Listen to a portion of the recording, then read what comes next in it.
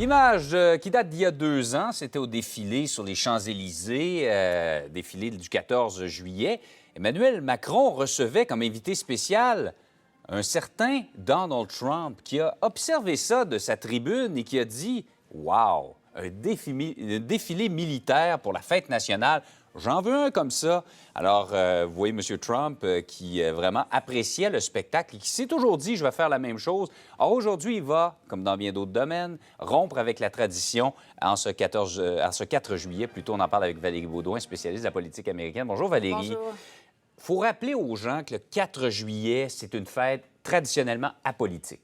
Oui, tout à fait. La fête de tous les Américains, qu'on provienne de n'importe quel pays, de n'importe quelle origine, c'est pas une fête nécessairement où il va y avoir des grandes manifestations. C'est vraiment une fête patriotique où les gens se disent fiers d'être Américains et les drapeaux américains se vendent énormément. Alors vraiment, c'est très barbecue, relax, feu d'artifice.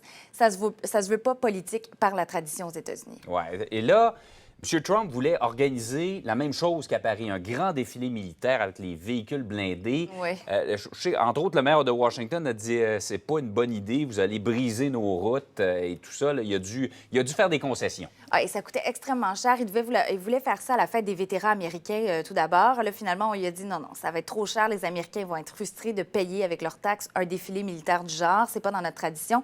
Alors, ce qu'il a fait, c'est qu'il a décidé que le 4 juillet, donc aujourd'hui, il allait avoir une fête un peu plus politique parce qu'il va se présenter au National Mall à Washington, au Lincoln Monument. Il va se présenter, il va faire un discours.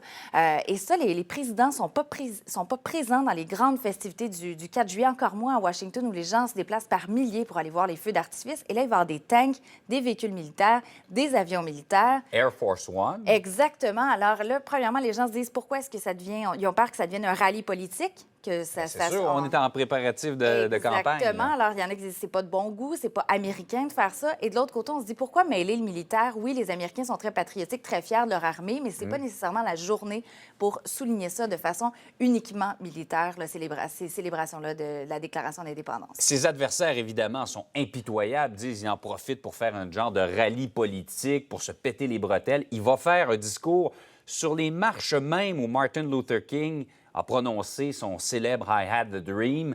Le maire, en plus, il y a des problèmes de sécurité parce que comme le président n'est pas là d'habitude, là, il faut rajouter de la sécurité supplémentaire. Et je voyais le maire de Washington qui disait ils n'ont même pas payé pour l'inauguration encore. J'ai pas reçu le paiement pour l'inauguration d'il y a 2 ans et qu'ils vont nous donner une facture supplémentaire. Et là, on a peur aussi de 2 choses. Hein? On a peur au niveau des manifestations, donc la sécurité, oui, mais les gens qui vont vouloir manifester, d'habitude, le 4 juillet, c'est une célébration. Est-ce que là, on va en profiter pour manifester contre le président?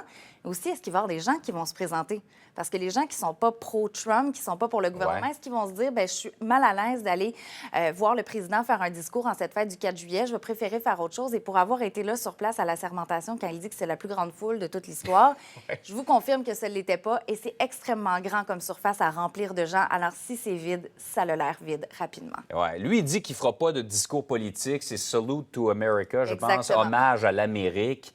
Mais on ne peut pas dissocier ça du contexte dans lequel il tente de se placer pour l'élection de 2020.